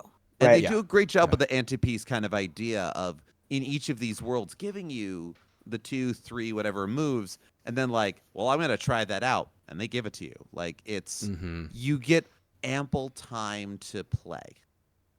Yeah, absolutely. Yeah. And it, oh, sorry. Yeah. I was going to say it culminates in the boss fight too. The final boss fight utilizes all of your moves at some point in the battle, and Banjo Tooie really doesn't. In fact, we actually use moves differently, sort of than we have, which is actually that happened in DK64 as well. Yes, it did. When you get to the K-roll fight, right. You use the moves in such a creative way, and it was just because someone, I think it was someone from the Banjo team, came in, like, helped them make that boss fight and dipped, and didn't wasn't involved in any other part of the game, but just was like, oh yeah, I'll help you make this K-roll boss fight. Made it. It was like amazing. The way you use the moves, so creative, so different, and it's like the rest of the game, you never use those moves like that. Yeah. And it's so sad because it is awesome. I don't think 2E's quite as extreme as DK64 in that aspect, but you do use different moves in different ways at the end, whereas Kazooie, You're using it straight up how you would use it in the levels. You're progressing. You're just getting better at using them, and then the final boss fight just culminates in test your skills, and it gives you if you get 100% of it, or I guess you don't technically have to get 100% of everything, but you get almost everything, and you can get a health bonus to assist. Nice. And some item bonuses actually too. So yeah, I think I got those, and I was only 5 notes away. So you don't have to get everything. I'm sure it was even just close. a little bit less than that. Yeah. Okay. It's pretty Well, close. Yeah. Speaking of item bonuses, we haven't talked about Cheeto at all yet. That's oh yeah, yeah. Cheeto. Okay, What's that? let me say this. I have spent hours upon hours looking at Cheeto's model, trying to decipher the runic language on his page. I know that's extra, but it means nothing. Okay? I just want to say that out loud here. I have put it in, I've looked up several different runic languages. I've tried. It means nothing. It's gibberish. Okay. Damn. Really? I feel like you disappointing, should guys. write. Well, are you the right person to write a cipher to figure out what it could mean? Well, I'm definitely putting in more Yes. time than probably anyone else on the planet, so I'm willing if to bet anyone's that. the expert, yeah. God. But Yeah, yeah, what- sorry. what- Why I brought up Cheeto is I was gonna say, yeah. was a kid who wasn't allowed to have a Game Shark. I My never had parents one. thought it was gonna break the game or something. I don't really know. I never had cheat codes. I never had things like that. But this was the first game I ever had a thing in the game that told me what it kind of thought was Oh cheating, my and it gosh. broke the game in a cool way. I was like, whoa, what do you mean go enter red feathers on this thing and I get more? Wow. Yeah. Yes. Yeah, Have you- I was also the person that never had guides, never had Game Shark, nothing. It doesn't necessarily. I don't know that I need it because I played this game so much, but I do love the idea that it's there. It's fantastic. Yeah, I really like that. Did you guys do stop and swap? No, I didn't no. do stop and swap. No one has done stop and swap ever. No, What I is think it? I'm aware of it. I've never Oh my tried gosh. it. Let me I'm gonna close my try it door. My later. dog is freaking out. Jeez. This is stop and swap. It's the greatest gaming mystery of all time. The Okay. feature that never fully was. Yes, the feature that never fully was, and they sort of utilized it on the Xbox version. So essentially what Rare wanted to do was get this feature. They always planned on making a sequel to Banjo Kazooie, and they also wanted this interconnectivity between all their 3D platformer games. So DK64 was a part of that. Basically, the N64 RAM could retain 20 seconds of memory after you yank out the cartridge. So their intention was you set it up, you go through this menu, you initialize it, rip out the cartridge, put another game cartridge in, and you could get items from Banjo Kazooie into DK64, Banjo Tooie into Banjo Kazooie. You could do this reverse connectivity thing. Sounds amazing, right? Nintendo's No, it sounds like it did not work ever. Nintendo was like, hell no, that's not going to work. Especially after the first generation of N64, they did revisions on the console, and that RAM time that they were relying on shot down to 4 seconds or something. And they're like, this is going to cause people to break their consoles. Please don't do this. Okay? So it just lived in this thing oh yeah, that was an idea. And the game, after you 100% it, teases you about stop and swap. Mhm. And it shows a little video. Which is that what you're watching right now? I'm just Basically, watching someone trying to do it, I think is what I found. Yeah. Mumbo has photographs, and they play little videos showing these giant eggs with question marks on them. And little kid me was just yeah, I had to hold it for that long. And when fast forward in time, so it's nothing happened, nothing became of that. People got into the code of the game, figured out that there were passcodes that you enter in the sandcastle that can unlock these stop and swap sections or segments. So essentially they expand a small portion of the world, different levels. So they expand the world, and you can go in and it gets this this epic fanfare Look at this. of music. Well, that's not real. What is this? That's not true. I don't know what you're watching right now. I don't know. It says stop and swap. I don't know. But Oh, this is you the get history of this, Stop. It's telling you. yeah, that would be amazing. But you get this epic fanfare, and then you can go collect the big eggs, and you can collect the big ice key that's in Waz's cave in Freezeezy Peak. Oh, there's that like a little key, that's section right. behind the Jinjo where you can see this key spinning. That's the only thing you can actually like physically see in the game without knowing, and you're just like, what's that key? So you can collect it, and then you get a menu that says stop and swap, and it shows all the eggs and the key. And so you just have to enter the codes in the sandcastle. So if you like, you need to get 100%, and then you need to do it. That's the mark of getting like true Banjo 100%. And then Tui, since that idea was just totally botched, they're just like, okay, we're just gonna like incorporate these mystery eggs in a different way. And so you can like collect a few of them, and you get like special moves and power ups and stuff, which is cool. Wow. But the Kazooie like mythos of stop and swap is epic, and it just keeps growing over time because they keep finding more games that were like, oh, I was going to implement it in. So DK64 had like a vending machine originally in DK's Treehouse, where it'd be like it has the Banjo Kazooie like sprite health icon on it, and you could like I don't know what you could do with it, but it'd be epic. It's so cool to find that stuff.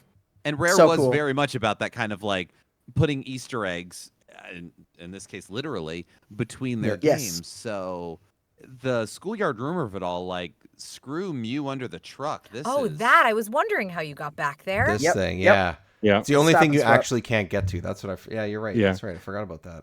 It's funny too. Like the first time I encountered Naughty, the beaver, and like had to go into his house to get. I was like, oh, it's the same one from the Donkey Kong Country games. Like, I love that those characters have crossover, and that like I was sad that the squirrel you encounter is not Conker, but I understand why. But like, Right, of course. but there's a vibe, right? He overeats, he's goofy, right? Like there's still a vibe, but like the fact that there were specific characters from Donkey Kong in this game too. Like I love that they hint at that you can find little things in GoldenEye or Perfect Dark that relate to other games. Like I love that they have that connected universe. I think it's one of the strengths. I'm pretty sure even in Sea of Thieves, like there are little nods to stuff. Yes. And so like, yeah. Cool. I love like There's nods to shared this game because of they have literally a pirate themed world in this. Right. Like I can't remember what it is specifically, but You guys ever watch It's Always Sunny in Philadelphia? Oh yeah. sure. There's a meme of Charlie like doing the whole yeah, like the red line, Happy right? Sylvia, It's yeah. like that. Sylvia. So I did that with mapping the Rare universe. If you've never seen my video, it's just have me to see going that. through all the games, like finding all these Easter eggs and like connectivity between them. Yeah, it took a long time. This is It's epic. some of my favorite Makes stuff in sense. gaming, like connected Yeah. universes. Like it's why Yes. I love the Alan Wake games and Control and the Remedy. Yes. Like oh my god. I love when games acknowledge. I like when things acknowledge other things. It's really simple, but like even as big of a deal as it was when like in Avengers when Iron Man says to Hawkeye, "Clench up, Legolas." Like Legolas Yeah. exists in this world, right? Yeah, like yeah, it's yeah. Reference. I like. Right. Reference. They said the thing. Like I genuinely do love that. I think like it was very early instilled in me with the crossover here from all the Rare titles and like the fact that they still do it. And if they ever do make a Banjo 3 or something else or whatever, like they will honor what came before, right? They did it in like a very tongue-in-cheek way with Nuts and Bolts, and it was very like fan antagonistic a little bit, but like they were frustrated at that point, right? And like I think you always will find the spirit of Rare in their games, good, bad, or indifferent. And I really do love that they really do put everything that they are as a studio and what came before into each next thing. Yeah, and I think that's part of the reason why people miss this era and these games, and not just because they're well-made games, but there's just that extra bit of love that is very easily recognizable in their games, whether it is something that's like Perfect Dark, which is more serious and literally darker, and it's a shooter. There's still personality in there that you don't quite get in even other games in this era. There's something about what Rare has put together that just works. And that is what this particular game and Tui as well, but I played that far less. But that's what this particular game has always been for me, is that personality and vibe, and why I have that music on in the house at least once a week. Like those things, yes, it's nostalgia. You know, Matt, you've mentioned that more than a few times, and it's absolutely all part of why we even sit and talk about these shows in general and these games in general in our podcast. Is like, you know, you just want to be in that space again. You want to be in that feeling again, and that vibe and that time. And every aspect of this game screams that to me. It's picking up the little gold feathers that we just saw, the little chime that it plays. It's Kazooie doing the ground pounds. It's the voices like we were talking about. I'll sit and listen to them talk. No problem. Put no text. Absolutely. That's fine. I'm good with it. And you know, the whole like interconnectivity in a game like Banjo, I feel like Banjo is a good starting point for that. Sure. Because it's so family friendly. It's so like every kid played it. And because of Banjo, because of the references I saw, and to another, probably even a larger extent, Diddy Kong Racing, because that kind of extends into Banjo and Conquer, I immediately wanted to play those other titles because of that. So this introduced, like, going into Banjo Tooie, oh, what's that poster on the wall? Jet Force Gemini? That looks scary to me. Maybe I should try it someday. You know, and it did. But it expands, it helps expand their own universe and their audience, like, simultaneously, which is super cool to me. Yeah, they're a studio that has design sensibilities that work throughout. And there's been plenty of genres that I got my in through a franchise, a series, a studio that I really liked, that they carried those design ideas into everything they did. So it's like, yeah, sure, I'll try this beat 'em up. I'll try this horror game. I'll try this certain kind of puzzle game, whatever it is. And yeah, Rare definitely, especially in the N64 era, that was them. Yeah. Fun fact, if you look at this Bottles picture, it does puzzle challenges. But when you first do it, he actually refers to you as Barrel Boy, and he says, "Okay, Barrel Boy," or Kazooie refers to it as Barrel Boy, and seemingly it was supposed to originally be a Donkey Kong picture frame. Which is that would have been awesome. disappointing. It's horribly disappointing that it's Bottles now, but whatever. Or like will a say picture of the whole DK crew sort of together, like even from like the intro or something. It would have been awesome. Yeah, That'd be cool. Like they're all friends. I was like watching these stop and swap eggs. I'm like, those are all spots. I was like, there should be something here. Yes. And I there was isn't. just gonna I'm say like, the my same mind thing. is absolutely blown, y'all. Yes. I do also that's want to true. quickly comment on Dave's nostalgia. So, as of when we're recording this, just yesterday they shadow dropped an Oblivion remaster. They remade Oblivion, one of my favorite Elder Scrolls games. And while that's not super related to this per se, to the nostalgia side, like I got into a minor social media tiff because I made a meme about ignoring Claire Obscura Expedition 33 for Oblivion because, like, this is a game I grew up playing that I love, and it caught some heat. There was a misunderstanding. It's cool now. It's fine. But what's funny to me is, like, it was a joke because it was a joke, but it's a joke because it's preying on my nostalgia. Right. I booted up Oblivion last night and got through the sewers and played that first area. There is no way to explain how nostalgia is a warm blanket when you're playing it unless you're experiencing it. And that's what I had with Banjo Kazooie also. Replaying Oblivion last night, I only played like an hour or hour and a half, but it energized me in a way that I can't even explain because I just felt warm. I felt like I was home in a way that only certain games can do. It's whenever I boot up the Mass Effect trilogy, I get the same thing, right? You remember all of the moments of your life that you played this game if you've played it many times. And I think that's what you can't really translate from Banjo Kazooie unless you feel it, right? Because it's one of those kinds of games.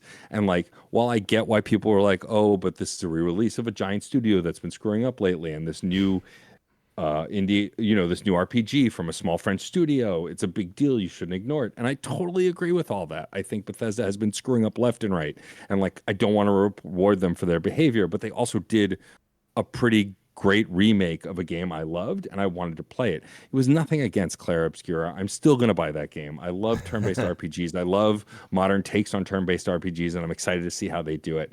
It was literally a joke preying on my own nostalgia and this this indescribable feeling of returning to something you love and it immediately feeling right in a way that new games may give you a new experience that also can feel as great, but it's a different kind of great. It's not the same thing, right? Super Mario RPG is a game I return to in times of tragedy.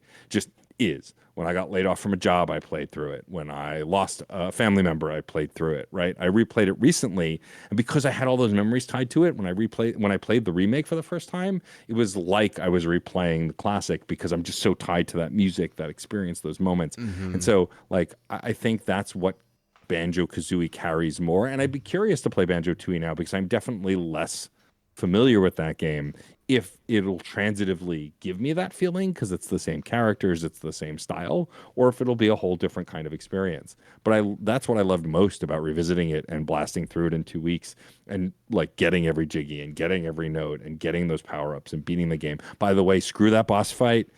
I hate that boss fight against Rentilda. It is such a pain in the ass. But with save states, it was nothing. No, well, right. Yes, correct. Wait Again, till you it play was the a bad- GBA one. Wait till you Oh, play goodness. the GBA one if you do. It is. Oh, we're gonna. Yeah, they try to do the same thing, and it is. Yeah. If you don't think this one works, oh boy. I went in and I played some of Kirko Mod's releases. And I did the Jiggies of Time, and I played through that on stream. And essentially, the Gruntilda fight is the same, except for some reason it's sort of broken and a little glitchy sometimes. So what kept happening to me was I would get through all the phases, and I'd get to the point where you have to like shoot the eggs into the Jinjo statues to summon the Jinjonator, and they wouldn't go in. Like I'd be sitting there like shooting the eggs, and I died like 20 times. That's rough. But you know, I don't quit and I don't run, and I will be Hokage. So that's how I approach it. You will be. I Yes. believe it. Believe it. My question now goes to Jeff. Are you going to continue? Oh, Or yeah. How far do you think you might get? Or I told you I've got it paused. That's if I was done with it, I'd have turned it off and said good riddance. I did say I released Clanker. Let us never speak of this again, because that was how I felt in the moment. But Fair enough. I also want to take some time to actually play the game in a way where I can learn these ways of moving around, where I can give it that time, and I want to see if I still feel the same. I'll report back. Also, watching this footage right now, I've been thinking it the whole time. You can't tell me that those Mumbo skulls don't look like handsome Squidward from a distance. They do. oh, They do, definitely absolutely. do. Without a Nice. doubt. Wow, now that you say that, absolutely. Yeah. Again, without the benefit of nostalgia, and I definitely have those like weird polygon things from my youth where I go, "What did I think that was?" Yeah. I didn't understand Kate Sith's profile picture or his whatever in Final Fantasy VII until like a few years ago. Like I didn't get the ankle right, kind of thing. So this I have no nostalgia. It's just I look at it, I go, "Is that handsome Squidward? Can't be." Is that? Oh no, he's hot. Oh no. That sounded just like him. Good job. That was Thank excellent. you. But before I'm we gonna keep before we all go to bed, I feel like we have to hear a little bit from Kazooie and what Kazooie thinks of our thoughts on the game. I don't know if Kazooie's around at all anywhere. And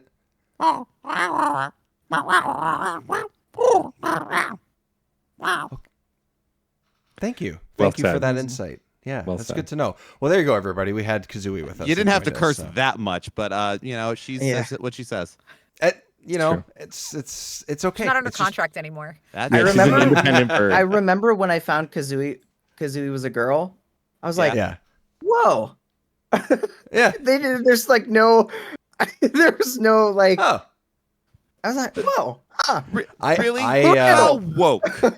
yeah. Exactly. How 90s 1998. woke. Exactly. I told a 9-year-old that has played through a couple of Metroid games that Samus was female and how it's sort of revealed and things like that, and he was just looked like, what?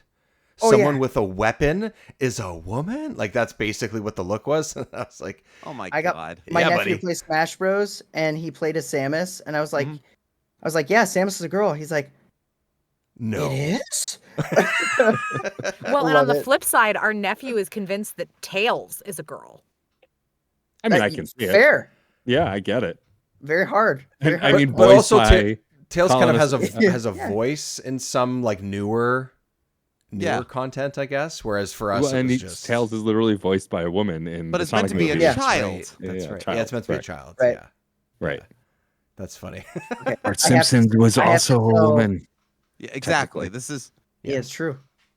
women I have to voicing tell how children. I got my Banjo cartridge really quick, Yes. just because it's legendary. As a kid, the PS2 I think had just come out. Okay, and I had played Banjo Kazooie at my friend's, but I didn't own it. All right. My friend got his PS2, and they wanted money, and we were just like too young, too stupid to understand money. And so he told me he would sell me his Banjo Kazooie cartridge, and I asked him how much, and he said $1. And so I went over and I gave him $1, and he gave me this cartridge. And you have it to yeah, this day? I actually don't. I do have a cartridge. It's in the back, but I had to reacquire it. That's a sad story. But it was funny. His name was Dante. Shout out to Dante. And he had it in big like Sharpie on it. Dante Aw. was Yeah. one of those. Nice. So I just had this big cartridge that said someone else's name on it. It was awesome. But the video love those playing deals. reminded me before we wrap up. I do have to say that I love the transformations in this game. None of them are Yeah. not. They are all adorable. I don't know why Yeah, I these- was going with with double negatives, but like the bumblebee, the alligator, all of them. They're I love awesome. the alligator. I love the Yeah. alligator. Yeah, I I love the way it I haven't- sounds. You know. He's the best one because he can I love attack. that little mini game. Yes, the minigame's fun too. Yeah. I Sorry, look Jeff, you forward were to gonna seeing say? more of them. Yeah, I was like, I haven't seen all of them, but I have no misses yet, and I'm looking forward to seeing more. Yeah, they just find fun ways to implement them, right? Like, Yeah. you know, it's just another way to add some variety to a game that already has, in my opinion, a decent amount of that, right? Again, something else they tried to do in Grunty's Revenge, and they do it a little bit different with it, and they take ideas from Tui as well. But I don't know, the slight, and Jiggy, we're talking about it a little bit, the slightly more simple approach to this game is a very welcoming part of it too. That if you want to start with a game similar to this or in this genre, it's either this or Donkey Kong, I would say, but maybe even this one because I think Yeah. it starts less overwhelming than what Donkey Kong 64 starts with and continues to be. And maybe it's not quite as long, but I don't know. That's just from my experience playing the two somewhat close together. Doesn't mean one's better than the other, but I don't know. I did Donkey Kong first. Yeah. I feel like I don't know. I appreciated Banjo more because it was like Donkey Kong, which it would probably just Same. be the reverse. I don't know. That's fair. Yeah, Yeah. But that's fair. it definitely made me like Tui more because I played Donkey Kong first. And I if I had to rank them, I would actually go Tui, DK, Kazooie, just personally. Okay. Yeah, I would say I think that Donkey Kong is a more accessible starting place because of what I said at the beginning about it telegraphing where you need to go and what you need to do That's in a more true. real That's way. true. Whereas Yeah. this game, you learn what the language of it is and where things can Yeah. be hidden. But I think it's harder to figure out as a kid on your first playthrough. Yeah. With I was a no kid. I was guidance. stupid. There's no way. Only as a kid, though. Definitely I not need a few now. years. Definitely not now. Definitely has not. nothing to Definitely do with stupid. the now. Yeah. No. Lateral movement. I do also That's like right. that this game, the transformations, like many times you had to go outside the stage transformed because that breaks video game logic Yeah. at this point Yeah, in time, yeah. right? Like you would never like I can only use the power up in the stage. I mean, Look at the way every this Mario bee game was walks. that I way. love it. He's like, I love this. waddling. A little It's waddle. like a corgi. Yeah, basically. It is a quirky. Little bumble butt. I think this game broke a lot of like expectations we had built based on game design and let you like kind of see outside the wall a little bit in a way that many more games would do after this. And I think it was kind of a pioneer in that way too.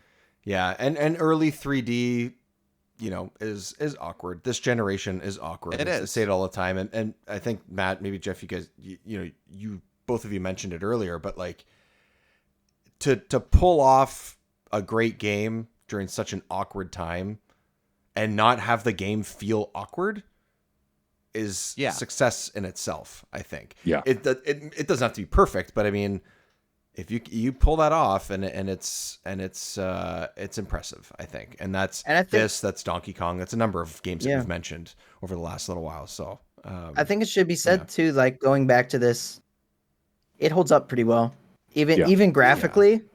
Like it just the charm is still there. The gameplay's solid. Like regardless, I think everyone has to kind of acknowledge that Banjo did way more right than it did wrong, regardless of how you feel about it. What it did wrong will haunt me. But I agree. I mean, it's what we said in the N64 episode, right? The polygons that were stylized and cartoony will hold up way longer than anything that was quote unquote real. Jeff and I on a sister podcast, Flashback 64, played GoldenEye for it.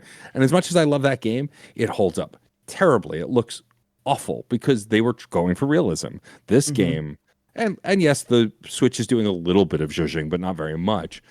It still looks great because it's cartoony, it's blocky, it's very precise in its design, whereas games that were meant to look real, quote unquote, at this time have aged like sour milk. Yeah. That's me currently playing through Perfect Dark, where it came out a few years after this.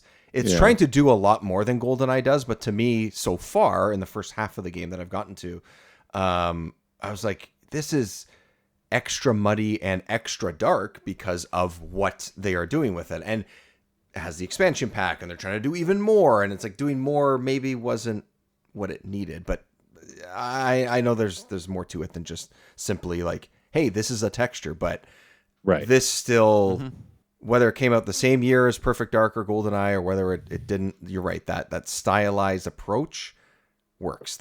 It's call it cartoony, call it whatever you want to call it. It just works. Even Mario 64 works like that because they're not trying to be real people, and then we get to make fun of that in Super Mario Odyssey when we see the Mario next to the real people in that one city where you can take over real people with your hat, which was a problem in my opinion, but it's okay. So weird. It's so weird. And I think this also shows Rare's evolution on the console. Yeah. Because graphically, if you look at Mario. Okay, so let's say first 3D platformer on the 64, and that's what it's known for. So let's compare apples to apples. Mario, he's segmented, right? Yeah. It's cylinder, circle, essentially. Banjo's not like that. Banjo's connected. It all stretches and it's animated. It pops. It expands. It's way more cartoony. Yeah. And as you progressed through that, I think they just got better and better at it. One could argue Conquer probably looks the best. Yeah. Though I could also argue 2E looks the best because it does support widescreen. So suck it. Oh, does it? Oh, I didn't know that. Yeah, it does indeed. Oh, that's awesome. I didn't know that. It's the first game I played where I was like, oh my gosh, my shadow looks like my shadow. That's crazy. that was it. That was a big moment for me. I've said that so many times, but it's so true. Yeah, Perfect Dark had that option in the options. I was like, whoa, this can be white. I was like, I don't remember that at the time because hell no, I didn't have anything that was widescreen when that was out. As a kid, that was widescreen. Yes, exactly. I didn't have internet. I don't know what this is, but I know I want it. Yeah, I didn't have internet until I was in high school. Like we had red and green diodes, no blue. What? You think we're Rockefellers? No, and we loved it. I lived a sheltered life. Everyone, not really. I was okay. I also remember being a kid and being like, "What's the difference between mono and stereo?" Oh God! I was like, "I probably want mono. That sounds cooler." I thought the same thing for what it's worth. So I think I said this on a different Fun and Games episode, but the way I learned the difference between mono and stereo and everything else, or the first I might have known beforehand, but the definitive was a game called Shipwreckers on the PS1 that the options menu full of character. Game's not great, but full of character. It was a pirate game. And so the options menu, the sound was a crow's nest. And so mono was 1 pirate, stereo was 2 pirates, Dolby was 3 pirates. And they would each say "R" when they got in there. And so on top of each other. So Dolby, they actually sounded like crowded because one of them was getting knocked out of it. So just like "R, R, R," like so it's like That's awesome. That's a great way to do it. That is a great way to do it. That would have made so much more sense. Exactly. Yeah. It's unequivocal. And they say video games don't teach us anything. That is flat out lie. No, Exactly. my parents are wrong. Video games are great. It's not a phase. I learned something from video games. Okay. Yeah, it's definitely not a phase. I'll have to tell them that tomorrow when I see them. It's still not a phase. Still not a phase. Still not a phase, Mom. Still not a phase, Mom. No. Joe, I do still play games. Deal with it. Yes, my son will also play games. Deal with it. whether he likes it or not, he's playing games. Okay, everybody. Let's get some rest. Thank you very much, everyone, for being here. Fun and Games podcast out there. Matt, Jeff, Sarah, where can everybody find that fantastic work that you continue to do? Sure. Go ahead, Jeff. Well, Fun and Games can be found as part of the Certain POV network, or you could go to funandgamespod.com to find all of our episodes. We are Fun and Games Pod across the social media that we're on, which is Blue Sky, Instagram, and Tumblr, technically. We are, if you are interested in what we do, we are a conversation and interview video game podcast with an optimistic view of gaming from the idea that every game is somebody's favorite and no one can play every game that's out there. So it's all up to us to share our experiences. And we have a series called Side Quests with different hosts talking about a game they love and why they love it. Different hosts every episode. You can find me and my opinions on things across those same social media platforms at Jeff Makes Noise, Jeff, GEOFF. For me, you can find me at djstormageddon.com for the stuff I do outside of Fun and Games. I also have a podcast called Reignite, which is currently playing through the Dragon Age series. We debuted as a Mass Effect podcast, playing through the Mass Effect series, all through the lens of playing as these characters that you create and making choices as if we would make them. And more importantly, especially in Mass Effect, which aliens we would kiss, because those are the most important questions to answer. Yeah. We are currently playing through Dragon Age 2 as of recording and really enjoying revisiting that game. And you can find that as well. I host that with the incredible Frankie Bradley Lestrange. If you want to hear my thoughts and memes on the internet, the best place is Blue Sky. I'm djstormageddon.com on Blue Sky as well. You can also email all three of us at our first names at funandgamespod.com. Fancy URL fun stuff. And yeah, that's the best place to interact with me online. And Amazing. you can find me at Sarah Moonin on Blue Sky. Nice. You can also find my voice acting stuff on jeffmona.com. Hey, there we go. It's good stuff. You want to check it out. I mean, Jeff was able to hook us up We got a with taste of Kazooie, so Yeah, it's true. That's just Jeff's got because I like connection. birds. Oh, so that's just networking, really. That's networking, Yeah, really. that's- I was gonna say it was actually Kazooie. More like though, nest so- working. Damn it! I wish I could just leave it there. But I guess I gotta ask Jiggy what he's up to. Jiggy, how's it going, man? I guess. Oh, it's going, dropping things left and right, sometimes to lots of fanfare, and sometimes to little fanfare. Just depends. Just depends.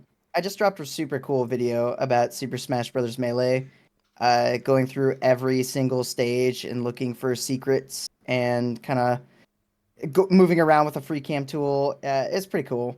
I'm actually going to be streaming Banjo Kazooie myself. This episode's going to be airing after that's Pretty much done, because I imagine I'm going to attempt to beat this in one sitting. Maybe I'll break it into two, depending on how I'm feeling. But I got a couple Celsius stacked up in the fridge. I'm like, you know what? Let's make it a Rock and good roll. night. Let's do it. I just learned what a I think I could Celsius do it. was a couple days ago. I had no idea. You're so old. Yes, pretty good. yes, I am. I'm so sheltered in the last. I don't in the feel as last bad 12 when I months. drink those. Don't feel versus as bad? a Red Bull Yeah. or something. I don't feel as bad. So especially the green tea ones. I trick myself into thinking that's healthy. Of course. It's all healthy. It's all carbonated in a can. It's healthy. That's fine. Yes. As long as it tastes bubbles have healthy, helped. it must be. That's it. Oh, I should say that I am doing Mumbo May. So I'm going to be doing a lot of rare content coming up. Nice. So, And just you for the can record. add this to it. There you go. Just another. This is part of it. This is part of it. You just didn't know it. I didn't know it at the time. No. Honored to be part of Mumbo May. Same. I celebrate Mumbo it every year. Mayhem. Oh, that's even I didn't mayhem. sign up for this. There's a picture in the Discord for you guys. It's great. Oh, I Oh, saw no. it. It's haunted. Yeah. Is Why that- would you curse us with this knowledge? Why? Why? Well, I was supposed to go to sleep, Jiggy. What the? Damn it. Well, Nightmares for everyone. you got to stay up a little bit because it's Switch pre-order night. Yeah, I know. yeah. It's, It's only a little I'm a bit, sucker and I'll 45 get it minutes. eventually, but Yeah, now's we're almost there. not the time. Now's not Just the gotta time. know. It's just a matter of, could you get the pre-order if you wanted to? Like, aren't you curious to find out? You gotta Like, know. if I, You gotta know. You gotta know. what am I gonna do with it? What do Just Game. brag about it. It's bragging rights. that I got it and I Yeah, gave it to game, someone yeah. else and I didn't take it? Like, I mean, yeah. Sell it to a friend for $1. Yeah, that's the obvious answer. The That's best true. story ever. Your friend will love you forever. You'll be forever that person that they talk about randomly on a podcast like 20 years later. And that's really why we do anything in this world. 100%. Yeah. And I know this is usually said as like a joke, but like in this economy, so, you know. That's so that's Jiggy Look Back on YouTube. And of course, Oh, yeah, remember that's me. 64 right across social media, which is just pretty much Blue Sky and Instagram, and every once in a while on TikTok if I decide to remember that I have it and post silly videos and shorts. So there as well. And of course, Remember 64 show is where you'll find everything. And also on YouTube, so you can find the video version of this, some gameplay. Sometimes I'll put up those silly videos also on YouTube. And I stream every once in a while. So keep an eye on social media for when. Because unlike Jiggy, I do not have the energy or the Celsius or the time to be able to do it on a regular schedule. So every once in a while, I'll pick an evening and say, hey, it's 8 p.m., it's 9 p.m. I'm going to play Perfect Dark. I'm going to play Banjo, whatever it might be. So keep an eye on that. And of course, patreon.com/Remember64 show. You can get all the episodes early, this one included, and the follow-up, which will also have the other Banjo-Kazooie GBA games as well. So really good discussion on those as well, and some extra content. So check that out. But that's pretty much it, everyone. Thank you for coming with us this far on this journey, getting to 64 and being able to just talk about this game and this series of games feels great. I'm happy that I randomly decided to do this on some January evening and said, you know what, I'm going to see if I can do anything with the N64, and here we are. So great people to do it with, great games to play, and more to come. So thank you very much, everyone, for joining us. And Thanks thank for you having to, us. Of course, it's honestly could not have had a better crew to put this together. So thank you very much. You know what the best thing about this is? Yes. No. This is level 64. We're going through Banjo. We still have so many heavy hitters to go through. I know. I know. I mean, we've put out so many, like, I'm trying to think. I always forget what that game was. What is the game where you're running around? It's like GTA 3. Body Harvest. Oh, Body Harvest. Yeah, Like, yeah, we put yeah. out like Body Harvest, you know, but it's like, yeah, we haven't even talked about Ocarina of Time yet. Nope. Like, we talked about so many games. It feels like so long. And now we're on 64 and we get to Banjo. Yeah. It's like, we talked about so many games before Banjo, which is like one of the most popular games. This is awesome. There's so much to play and so much stuff that me specifically, I never played because I had the typical games. So there's lots to explore Yes. and still more to We're going play to be and playing learn about. Shogi So, pretty soon. yeah, that's right. We have and we're going to be playing some mods and stuff. That's part of the plan for this game specifically. So keep an eye on that. But yeah, Stay that's tuned about it, and everyone. rate the podcast. Rate the podcast. There it is. Jiggy remembers. Jiggy remembers. Sometimes. Yeah. Oh, and then that like subscribe thing. People do that too, right? So Yeah, sometimes. yeah, sometimes. Yeah, sometimes. Okay, everyone. Thank you very much for listening and watching. We'll see you next time on Remember 64. Remember 64 is part of the SuperPod Podcast Network. Oh yeah, we are teamed up with a whole bunch of awesome people that some you may have heard on Remember 64 already, but there's a bunch of different great gaming shows, anywhere from Fine Time to Bar Silence to Retro Wildlands. You can, of course, find the SuperPod Saga on there, Press B to Cancel, all of these awesome shows that are just here to talk about great times with games, share their thoughts with you, our experiences with you. Check us out, SuperPod Network, on your podcast app of choice, and SuperPod Network where you can find all our shows, blog posts, videos, and more.